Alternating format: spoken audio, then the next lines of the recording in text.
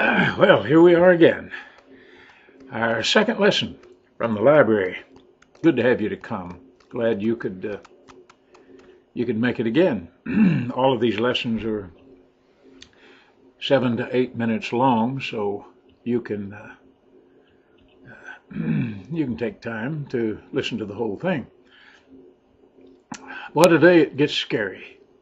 Everything's happening that the terrorists aren't only those outside of our country. We've got some inside of our country, behind our pulpits, talking about the last days, scaring us half to death about this being the last days. There's always been the last days of something. The biblical last days were the last days of the Mosaic economy. And when it ended, it ended when Jerusalem was destroyed, when Jesus said not one stone would be left upon another. And that edifice came down under the Roman Empire.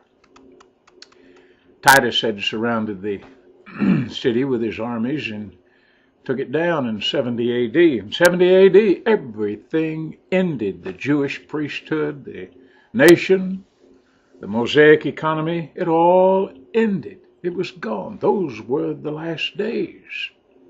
The more you read the last days in the Scripture, you'll see that it happened in the first century. Well, the book of Romans is what we were discussing last time, and I think we'll take it up again and finish in the 6th chapter. Romans is a doctrinal book. Paul tells Timothy, all Scripture is given by inspiration of God and is profitable for doctrine, reproof, and correction. And Romans is a doctrinal book. There are books of correction and there are books of reproof. Doctrine is something you need to get down in your head. When you're not doing the doctrine that you know, you need reproving. And if you continue not doing the doctrine, after a while you say, well, we've always done it this way, and so therefore the way you're doing it becomes your doctrine. That's when you need correction. So there are books of doctrine, books of reproof, and books of correction. The correction to get you back to the doctrine. Romans is a doctrinal book. Ephesians is a doctrinal book. You need to get these two books down in your mind, in your frontal lobe, in your thinking, so that you can apply it to your life. Romans, being a doctrinal book, gives us some unusual things to think about. The 4th chapter of Romans leads us, it's full of the word imputation.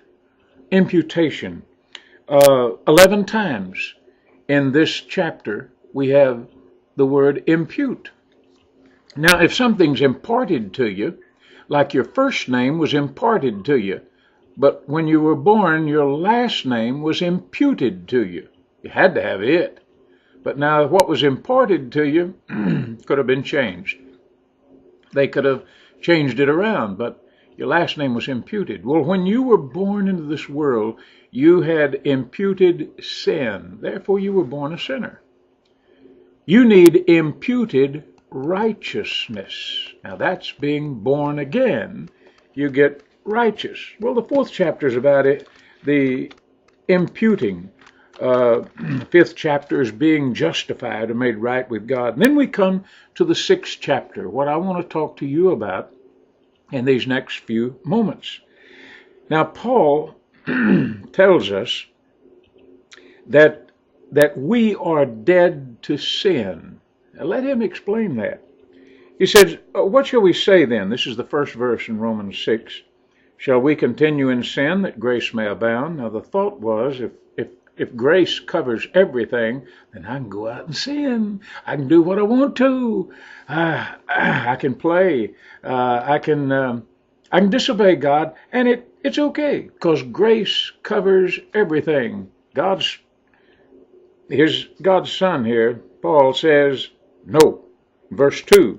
God forbid, how shall we that are dead to sin live any longer therein? Now, what does it mean to be dead to sin? I gave the illustration about the man during the Civil War was being drafted, and another man took his place and died in action. Then it went down on God's records that the man who was living had died. He was dead to the service, and they couldn't draft him by law. He would keep saying, go check the records. And so here's what Paul is saying. He's saying, know ye not, verse 3, that so many of us as were baptized into Jesus Christ. Now, this baptism means to be identified with Christ. There's no water here in this whole chapter. Baptized into Christ, we're baptized into his death. Not in his birth when he was born, but you were put into him or identified with Christ when he died at Calvary. So if you're identified with him when he died, then you're dead, just as he's dead.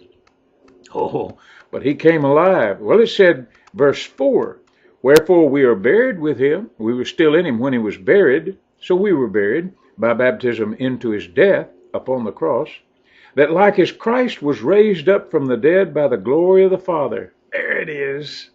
He was raised from the dead. And where are you? You were in him.